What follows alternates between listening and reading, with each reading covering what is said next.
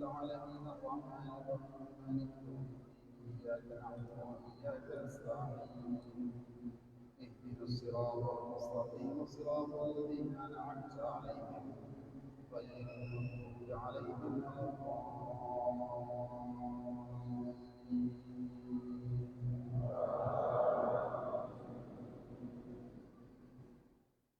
الشمس وضحاها والقمر إذا تلاها والنهار إذا جلاها والليل إذا يغشاها والسماء وما بناها والأرض وما طحاها ونفس وما سواها فألهمها فجورها وتقواها قد أفلح من زكاها وقد خاب من دساها كذبت ثمود بطغواها إذ انبعث أشقاها فقال لهم رسول الله ناقة الله وسقياها فكذبوه فعقروها دمدم عليهم ربهم بذنبهم فسواها ولا يخاف عقباها الله.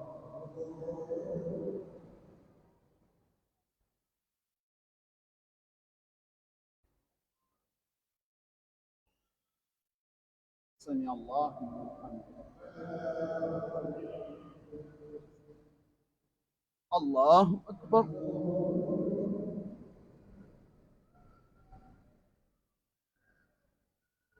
الله أكبر. الله أكبر.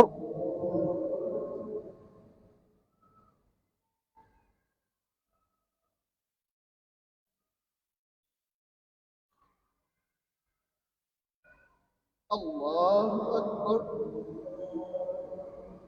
الله أكبر. الله أكبر. الله أكبر. الله أكبر. الله أكبر. بسم الله الرحمن الرحيم الحمد لله رب العالمين الرحمن الرحيم مالك يوم الدين إياك نعبد وإياك نستعين اهدنا الصراط المستقيم صراط الذين أنعمت عليهم غير المغضوب عليهم ولا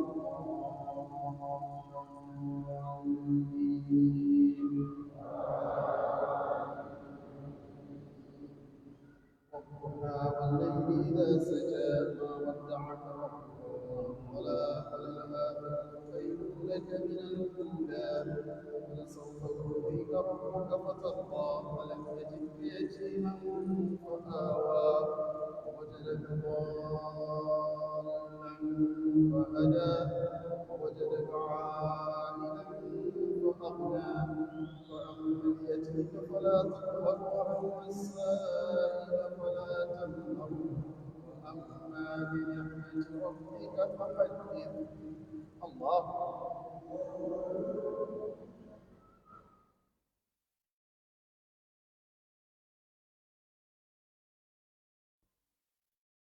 سمع الله لمن حمده.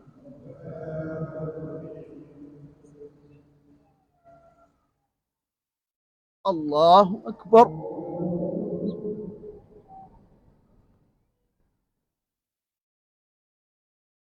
الله أكبر. الله أكبر.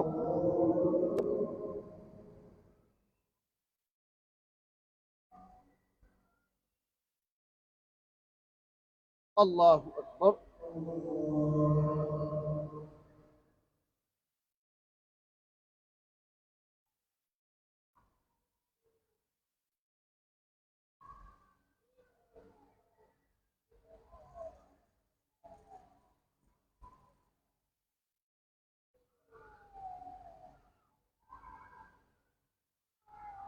السلام عليكم ورحمة الله.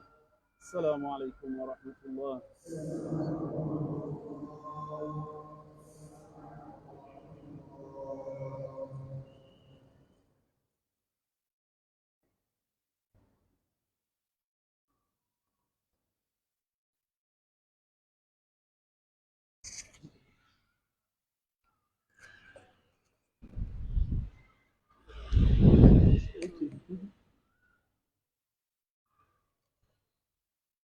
الله أكبر.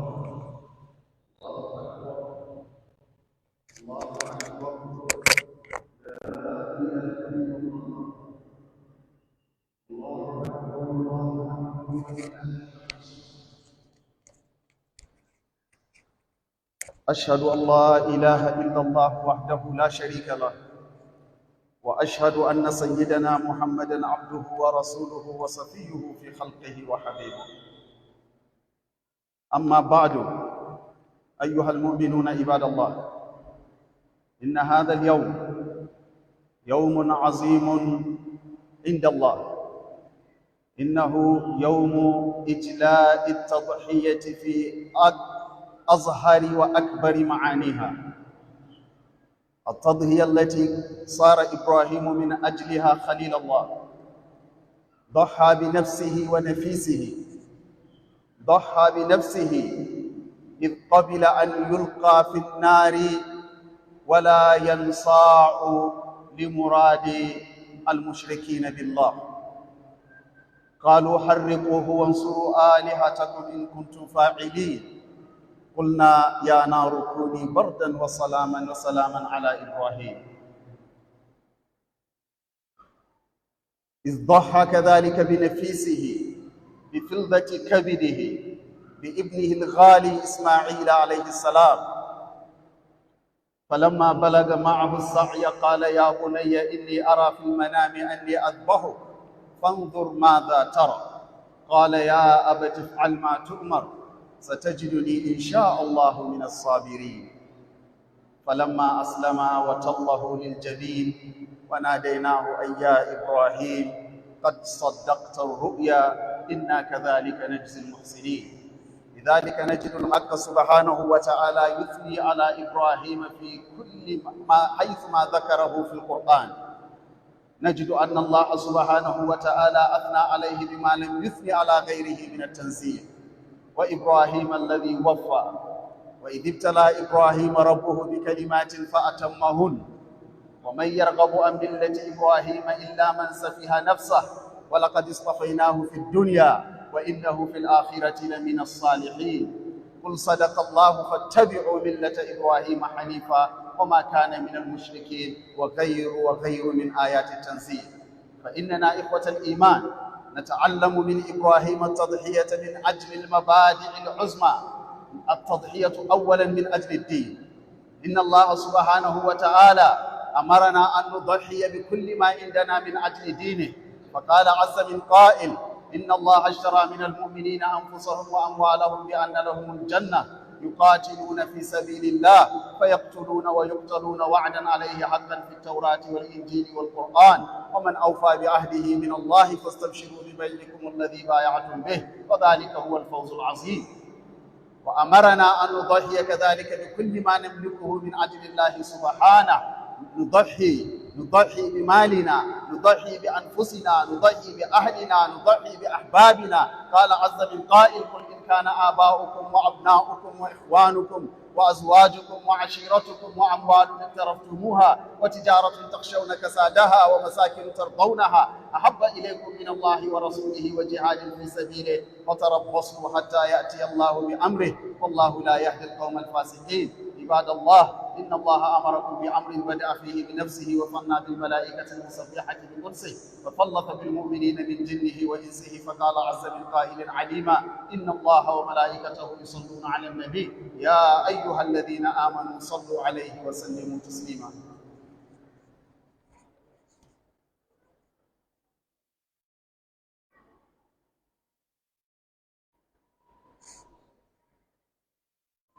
الله أكبر الله أكبر الله أكبر لا إله إلا الله. الله أكبر الله أكبر ولله الحمد. أشهد أن لا إله إلا الله وحده لا شريك له، وأشهد أن سيدنا محمدًا عبده ورسوله وصفيه في خلقه ونبيه. أيها المؤمنون عباد الله، إننا إذ نضحي من أجل الدين نتعلم من التضحية كذلك التضحية من أجل الوطن، وذلك ما يتجلى من أول وثيقة وقعها الحبيب المصطفى صلى الله عليه وآله وسلم التي اشتهرت باسم وثيقة المدينة. ففيها يتجلى التضحية من أجل البلد، التضحية من أجل الوطن الذي كان الحق سبحانه وتعالى يكرمه من عظمة مكانته وجليل خطره عند الله سبحانه وتعالى. يريده الله سبحانه وتعالى دائما قرين القتل في سبيل الله، قرين القتل، فتجد أن الإخراج من الوطن يوازي في التنزيل القتل. فقال عز من قائل: إنما جزاء الذين يحاربون الله ورسوله ويسعون في الأرض فسادا أن يقتلوا أو يصلبوا أو تقطع أيديهم وأرجلهم من خلاف أو ينفوا من الأرض. فقرن الحق سبحانه وتعالى القتل بالإخراج من الأرض يدلنا سبحانه على عظيم مكانة القتل، على عظيم مكانة الأرض عند الله سبحانه. وقال عز من قائل في شأن عظمة مكانة الأرض عند الله سبحانه، قال عز من قائل: ولو أنا كتبنا عليهم أن اقتلوا أنفسكم أو اخرجوا من دياركم ما فعلوه إلا قليل منهم ولو أنهم فعلوا ما يؤمرون به لكان خيرا لهم وأشد تثبيتا وإذا لآتيناهم من لدنا أجرا عظيما ولهديناهم صراطا مستقيما. وقرن الحق سبحانه وتعالى هنا أيضا القتل بالإخراج من الأرض. إخوة الإيمان، أخيرا مما نتعلمه من التضحية من المعاني السامية التي نؤمر بالتضحية من أجلها: التضحية من أجل الأهل، التضحية من أجل الحفاظ على النفس، التضحية من أجل الحفاظ على الأمن واستتبابه. فلذلك نجد النبي صلى الله عليه وآله وسلم يأمرنا إذ يعتدي علينا معتد ليأخذ منا شيئا من مالنا أن نقاوم هذا المعتدي. وإن الأمر بالمقاومة إلا إخوة الإيمان ليس أن الله سبحانه وتعالى أو أن الرسول صلى الله عليه وآله وسلم يقدم المال على النفس، ولكن إذا ترك البغاة على الأرض يستولون على أموال الناس ويسطون عليهم ويعتدون عليهم بهذه الطريقة سيسري الفساد في الأرض إلى حيث لا يمكن استدراكه. لذلك نجد النبي صلى الله عليه وآله وسلم فيما روى مسلم في صحيحه أن رجلا قال للنبي صلى الله عليه وسلم: أرأيت إن أراد رجل أخذ مالي؟ قال رسول الله صلى الله عليه وسلم: لا تلقه. قال: إن قاتلني؟ قال: قاتله. قال: إن قتلني؟ قال: فأنت في الجنة. قال: إن قتلته؟ قال: فهو في النار. وبذلك يسن لنا النبي صلى الله عليه وآله وسلم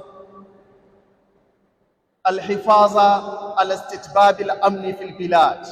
وإن هذا ما ضيعنا إخوة الإيمان، فانتهى بنا الوضع إلى ما انتهى إليه في لا سيما في شمال بلادنا، حيث أن المعتدين البغاة الصائلين وجدوا في الاعتداء على الناس والسطو على أموالهم تجارة ضيزى ولا حول ولا قوة إلا بالله.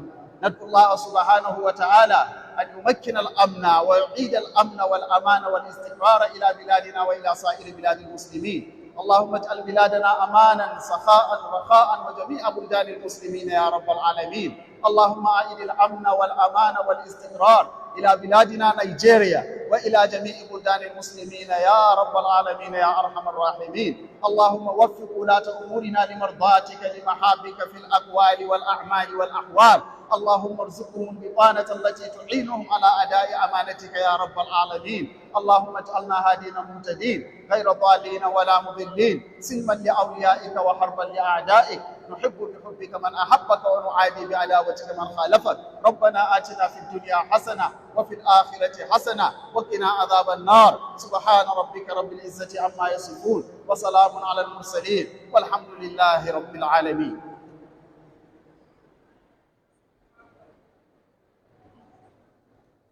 السلام عليكم، جزاكم الله خيرا. yanka ai sunna